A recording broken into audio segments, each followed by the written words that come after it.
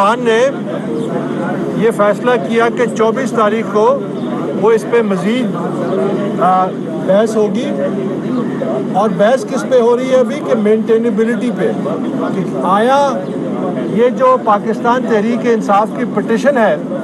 اس کو مینٹینیبل قرار دیا جائے یا نہیں۔ اگر مینٹینیبل قرار دیا جائے گا تو پھر باقاعدہ سماعت ہوگی،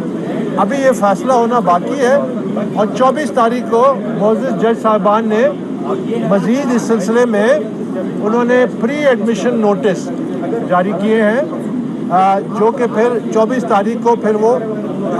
فیصلہ ہوگا کہ کیا یہ مینٹینیبل ہیں کہ نہیں ہے ان کی جو پٹیشن ہے۔ لیکن میں یہ آپ کو کہنا چاہتا ہوں، اور آج کی جو کارروائی تھی اس میں بھی یہ تمام باتیں واضح ہو گئی کہ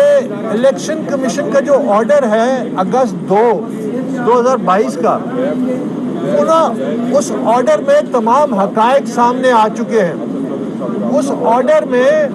یہ بات آ چکی ہے کہ پاکستان تحریک انصاف نے بے نامی اکاؤنٹس، فیک اکاؤنٹس، جعلی اکاؤنٹس آپریٹ کیے، اور یہ میں ساتھ وضاحت بھی کرنا چاہوں کہ یہ جو معاملہ ہے بے نامی اکاؤنٹس کا، یہ پاکستان تحریک انصاف نے تحریری طور پہ الیکشن کمیشن کے سامنے مارچ 14 2022 کو تسلیم کیا ہے۔ یہ میرا الزام نہیں ہے، یہ الیکشن کمیشن نے کوئی اس سلسلے میں کوئی الزام نہیں لگایا۔ یہ عمران خان نے جو دستاویز جمع کرائی ہے اس میں انہوں نے خود کہا ہے کہ 11 اکاؤنٹس پاکستان تحریک انصاف کے جو ٹاپ لیڈران تھے، جس میں اسد کیسر، جس میں شاہ فرمان، جس میں عمران اسماعیل، جس میں نجیب ہارون، جس میں سمر علی خان، جس میں میاں محمود رشید، یہ تمام لوگ ان اکاؤنٹس کو بغیر اجازت کے یعنی غیر قانونی طور پہ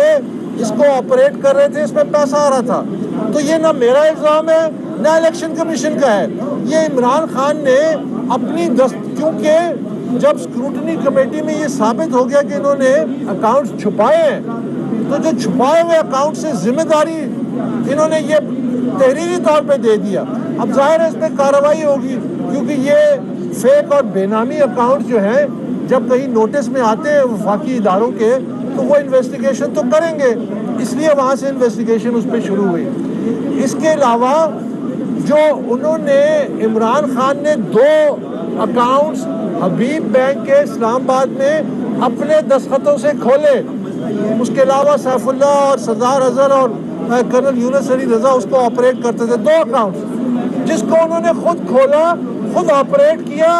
اور اس کو الیکشن کمیشن نے ظاہر نہیں کیا۔ تو یہ جو معاملات ہیں یہ کئی ایسے ثبوت ہیں۔ میں سمجھتا ہوں کہ مارچ 14 2022 کو پاکستان تحریک انصاف اور عمران خان نے جو دستاویز جمع کرائی الیکشن کمیشن میں، وہ کئی لحاظ سے ایک بال جرم تھا۔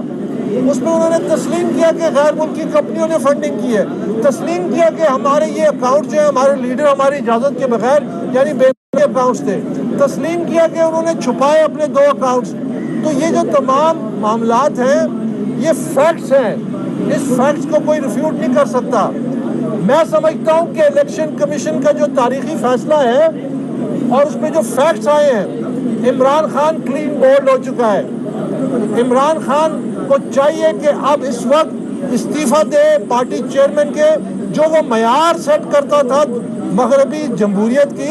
اس کے تحت اپنے ہی معیار کے تحت استعفیٰ دے، پاکستان تحریک انصاف کو بانیوں کی ایک کمیٹی کے حوالے کرے اور وہ پاکستان تحریک انصاف کی تشکیل نو کرے۔ وہ اپنا حق ضرور استعمال کریں قانونی، جیسا کہ اس پٹیشن میں کیا ہے، آگے بھی جا کے کریں، ان کا حق ہے۔ لیکن میں سمجھتا ہوں کہ ثبوت اتنے پاورفل ہے، irrefutable ہے کہ آپ ان سے بھاگ نہیں سکتے۔ میں پھر کہتا ہوں، Imran Khan you been clean bold, expected. ابھی آپ کو آگے مزید اس کو آپ جائیں گے، ہم ساتھ ساتھ چلیں گے، کیونکہ یہ جنگ آخری حد تک ہم لڑیں گے۔ یہ جنگ میری نہیں ہے، یہ جنگ پاکستان تحریک انصاف کی ہے، یہ جنگ ان اصولوں کی ہے جس کے اوپر ہم نے یہ پارٹی بنائی تھی کہ یہ پارٹی جو ہے یہ انصاف کے نام سے پہچانی جائے گی، اور انصاف اپنے گھر سے شروع ہوگا۔ جب ہم خود کالے دھندے میں ملوث ہوں، جب ہم خود غیر قانونی کام کر رہے ہو، جب ہمارے لیڈران جو ہیں وہ ڈائریکٹلی ملوث ہو اس انلیگل فنڈنگ میں، انلیگیلٹیز میں، تو پہلے ہمیں کٹہرے میں کھڑا ہونا چاہیے، پھر اس کے بعد انشاءاللہ باقی جماعت بھی آئیں گی اور یہ پریشر بڑھے گا۔ یہی واحد راستہ ہے آگے بڑھنے کا، اور انشاءاللہ اس میں آنے والے وقت میں ہمیں مزید کامیابی ملے گی، مجھے بھرپور یہ یقین ہے۔ بہت بہت شکریہ۔